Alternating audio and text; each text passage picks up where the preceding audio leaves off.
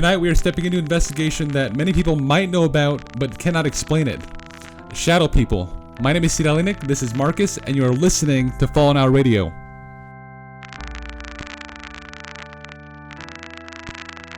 1957, strange sightings were reported by a few of the local townspeople in Emerson County. Then, in 1997, sightings of strange, shadowy beings were captured on video. Less than 2 miles from where the original sightings took place, a video camera was found by a local game hunter. No one has come forward to claim this footage.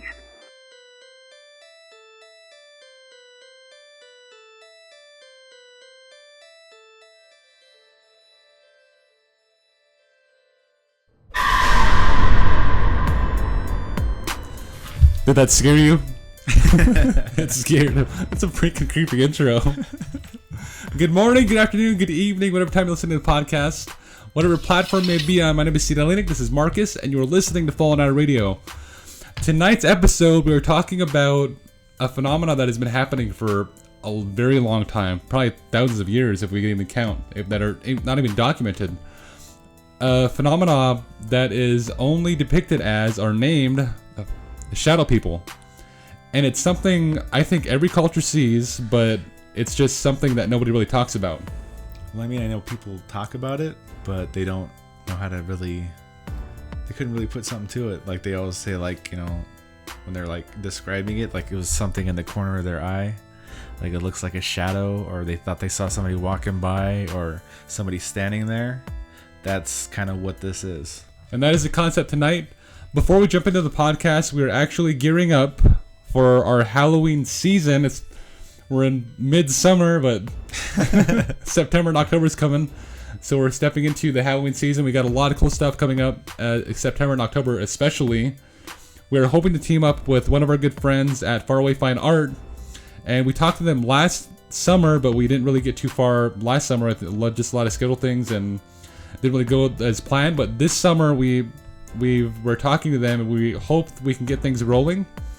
So hopefully they reply to me before they see this podcast. But the concept is urban legends, and we're going to dive into those. These guys are crazy artists, and we're going to be doing a series of art pieces that go along with urban legends, and get out art pieces according to the stories. And it's going to be something that you guys want to follow, like art pieces to go with the story. Yeah. That being said, let's get into the podcast. So me and Mark were actually talking about this before the podcast, and it's sort of strange some of the things that we even remember about shadow people and what many people believe them to be.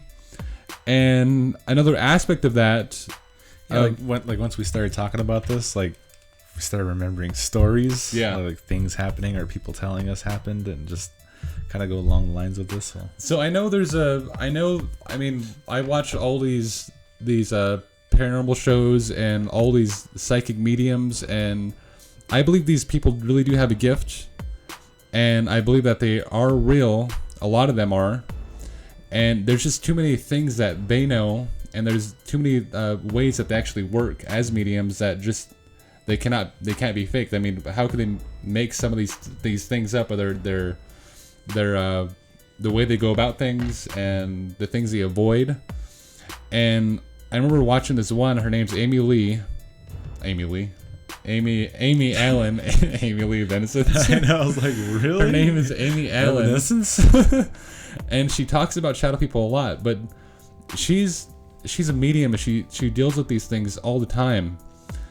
Or she actually doesn't deal with them too much. But she remembers as a child, which a lot of these mediums do. They remember seeing these shadow people as children, and they always have scary stories about them. They're afraid of them.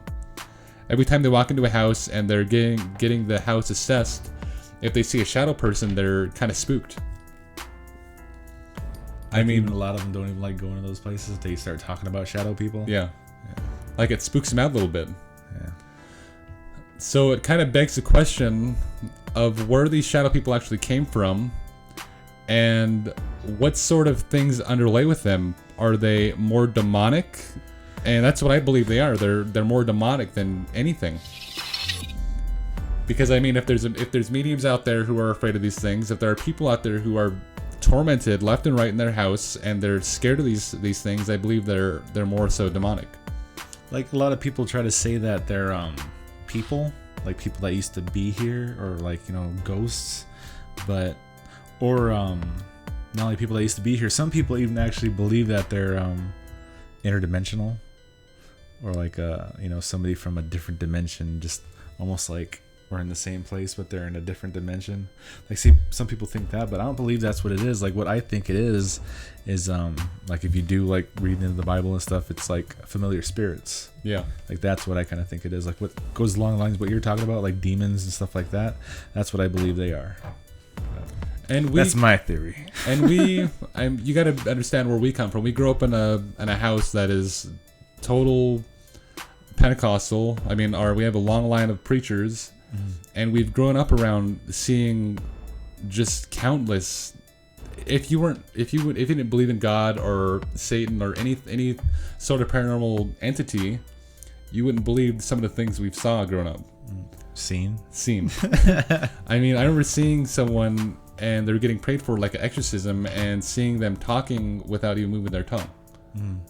I remember seeing things that were just sort of like too crazy to explain to just the average person. And it's just in this realm, if we're speaking about paranormal, speaking about demons, it's just something that's too real. And if you experience it, you get that feel of this is too real. It's almost because I believe we are a spiritual being. And when you experience something like that, when you step into that realm, you understand how real it is, because it has nothing to do with your physical body. It has nothing to do with anything physical. Nothing else matters but what is happening at that point. It's like whatever happens at that point, that's all that matters, because that is what would be, it's almost like the Matrix. You're stepping into what is truly reality. Is stepping into that spiritual realm. Wouldn't you agree? Mic drop. Cut the clip. Cameo. No, I agree. Like, I totally agree. Like, actually growing up with the same, same background and growing up the same way, that is literally exactly what I believe. So yeah, I'm right there with you. And it's just something that to us, it's something that we've seen growing up left and right. It's become like normal. It was like normal, yeah. Yeah, we became normalized to it. I mean, the people that we've seen under those circumstances had no reason to fake what is going on. They had no reason to fake what was happening. And they had really no play at it. I mean, if they were getting prayed for or something and things started to manifest that way, there is no reason for that person to act out that way. And there's no reason for them to try to fake their voice or speak in different dialects and things, and even sometimes different languages. Yeah, that they don't even know. And there's no reason for a person to do that. And I believe that a lot of times when people are experiencing demonic forces inside of their house, which I believe are not only shadow people, but just what people categorize as ghosts in general, I don't believe that to be a ghost. I believe it to be mostly all demonic. Like demonic demons, yeah. Because, I mean, if we were to get down into the categorization of ghosts and demons and things, I think they all fall under the same category. And I know a lot of people out there would probably disagree with that, but getting into ancient texts, like in Catholic or anything to do with the writings of the Bible, I mean, everyone had their say on it, and it was all points to the demonic. Yeah, there's like nothing in the Bible that says or even mentions ghosts. Yeah, but like mostly demonic or demon. I remember there was this one guy, and I forgot who it was, but he was actually trying to. In the Bible, there was a depiction of him. He was actually going out to a medium because his friend died, and his friend does come through. But later on in the scripture, it explains that it wasn't him. It was actually a demonic force actually trying to contact him and talk with him. Like a familiar spirit, like took on his his persona almost, like kind of mimicked him. Yeah. To talk to him as him. So yeah, okay. And that's what I believe a lot of people are experiencing. I mean, if you look into the demonic, you look into things of that nature, and not totally get obsessed with it, because it's still a dangerous thing to deal with if you research it, Or and even then if you go too deep into it. go too deep into it, and then you start getting obsessed with it, you start studying on it, and that's what a lot of these demonologists turn into do. They get into this realm. And I had an interesting year, because I've spoken to a lot of people who deal with this sort of things. And growing up, I always thought that maybe like ghost hunting and all this stuff was probably a bad thing. And because I know that probably trying to contact the dead is an abomination. It would be like abomination against God. But there's also that aspect that people actually need to know about, That it's real. that it's a real thing out there. and it's nothing to be messed with. And there's a spiritual side out there, and if you were to step into that dark place and even step into the light place, it becomes all too real. It's a reality. And this is what I believe reality is. I mean, I believe there's a huge part of us that is spiritual, because I believe that we're spiritual. But you start stepping into that realm, and it becomes too real. I mean, the darker side of it becomes much more real than flesh and bone. Give us a story. I feel like I'm talking too long now. But no, like that is kind of like kind of leading up to your theory, basically, of what you believe this like these shadow people are to be. So no, you're fine. Go ahead. But no, like that's what I think it is. Like it is like demonic. It is demons. I believe that they just basically when it comes to like ghosts and stuff like that, like they're mimicking basically familiar spirits. Like some people they attach themselves to people and kind of like even just watch or follow or familiarize with that person. And when that person passes, they like some people even think, oh, I saw so and so, or I heard so and so, but it's not.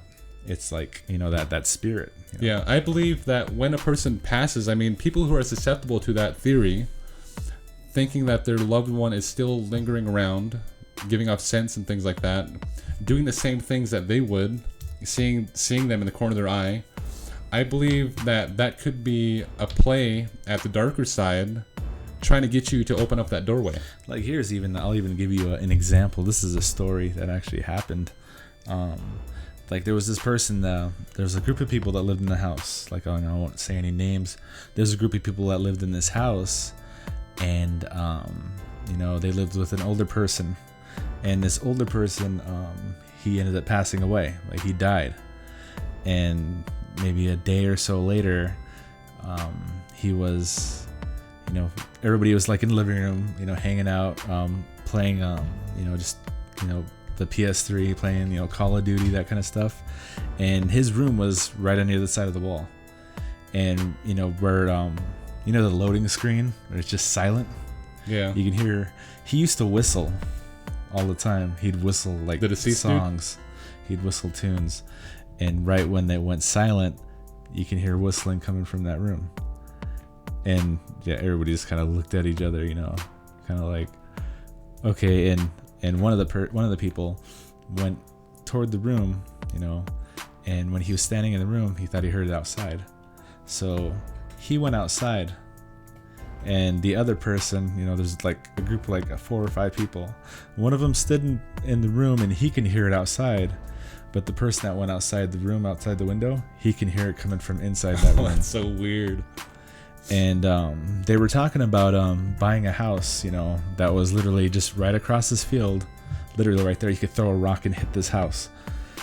And when they walked outside, he told them, I'm hearing it coming from in there, but he told them, I can hear it coming from outside. They walked outside, and when they're standing there, they could start hearing that whistle, that song, coming from that house that they're going to buy.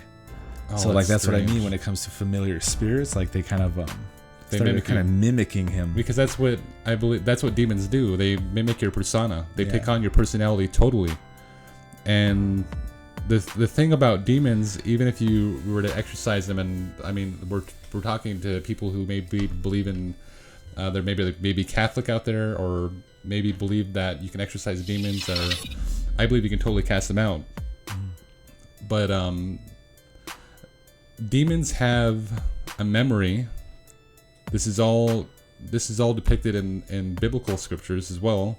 They have a memory. They remember who you are. They even attach themselves to your memories. They remember what you like, and they know who you are. They know where you live. They come and check on you if you're to get rid of them. Like there was even some that are territorial, like a certain area. Yeah. Like they kind of territorial over that area. Like guardians almost. Yeah, like I remember we were just talking about this not too long ago where we're talking about you brought up the whole like the demons have been here for so long and whatever, and they have kind of like started attaching themselves to people and mimic them and stuff like that. And we kind of got into the whole past lives conversation. Like people think, oh, I remember my past life.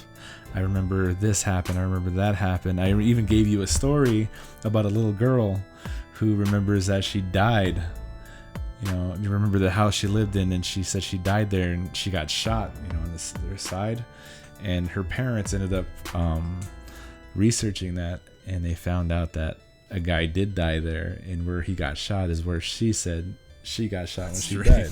Like, and like that's what I mean. Like people believe that they have these past lives, and I was kind of thinking that it wasn't their memories, it was the demons' memories. Yeah. That's what. And that could be a lot of things. I mean, in a lot of cases, even if there was things like divorces and things like that, demons also, they usually hide inside things that are vacant, like a child who hasn't really gone down that path yet. A cat, if they could get it. I mean, you see this in even in biblical scripture when the demons were getting cast out, and they said they would take the swine. Oh, Legion. Yeah, they would take a vacant subject and hide there. I mean, I think we see this a lot in children who have imaginary friends. Like it's not imaginary friend. It's not an imaginary friend, I don't believe. So I'm Something like, else. if my kids have imaginary friend, I'm like, that's not imaginary. You get prayed for today.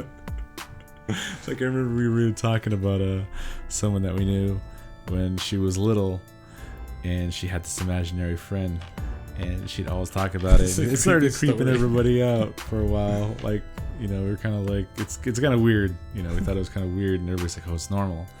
And then somebody went to go use the restroom, and they went to check the door, and it was locked. And she said that she had a name for this person, and she said that she was in there. She was in the bathroom.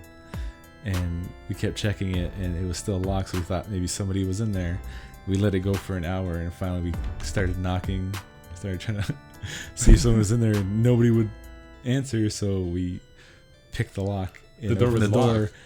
Opened the door, and there was nobody in there. And then she started telling that imaginary friend, come on, let's go. And now that right there, I was like, all right, that's something else, man. That kind of creeped me out. I mean, you see this too often inside Ghost Adventures and all these other shows who go out and ghost hunt.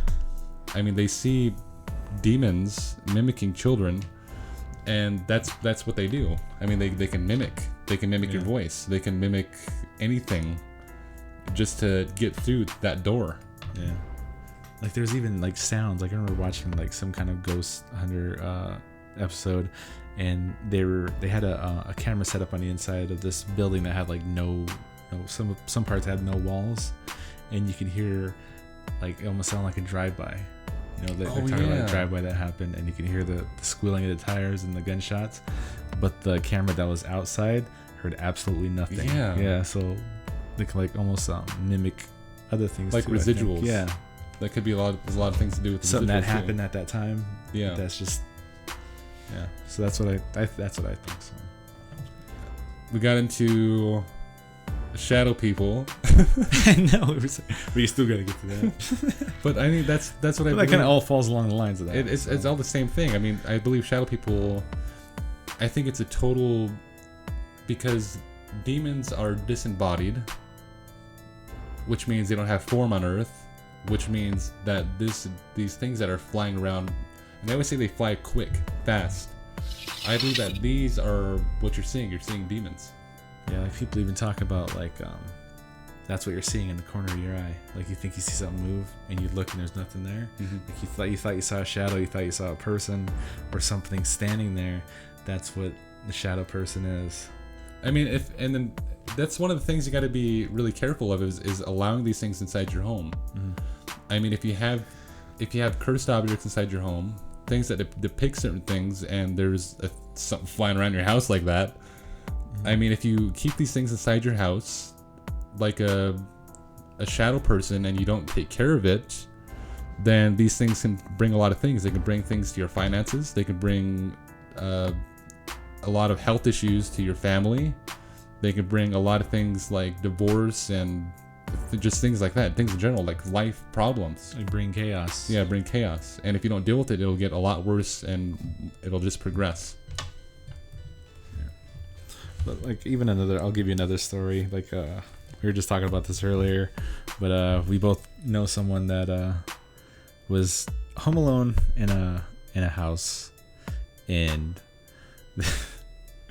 he was watching TV. Like he was watching TV, and in the corner of his eye, he thought he saw something, moving, and he'd look and there's nothing there. And he'd see it again. Like they even say that, like I was talking about this to you, and they say like it even flicker in your peripherals. It would flicker, and that's kind of what he was seeing. Like it would flicker and move, and he started ignoring it and just staring at the TV, and then he started seeing something move, and he was ignoring it, and it got to the point where he said it went right in front of the TV, and he said the TV looked hazy. He said right there, he closed his eyes like, okay, just like make a plan here. I guess he just grabbed the phone and, ran outside and called someone who was a preacher, who is, an evangelist. And that person, came over to the house. And I remember I was already on my way to that house. And I remember pulling up. And by the time I pulled up, he was standing outside holding the phone with this other person. And I remember the back door was kind of, moving. And he told me that, he ran outside and called him. And when that person who was a pastor stepped foot in that house, he said all he heard was footsteps running toward the back door. And he said the back door just flew open and hit the wall. And it was gone. And it was still kind of swinging when I got there. So yeah, it's like, all right, these things are real, man. These things are out there. Well, our camera's about to die on there. Okay. So that being said, what do you want to do with this podcast? You want to go for another one, or you want to actually dig into it deeper? So you got another podcast coming out next Thursday, 7 p.m. We are going to dive more into this and maybe see if we can get a couple friends on this podcast. The next one, have them give their take on it. This has been Shadow People. My name is Steve Alenic. This is Marcus, and you are listening to Fallen Hour Radio.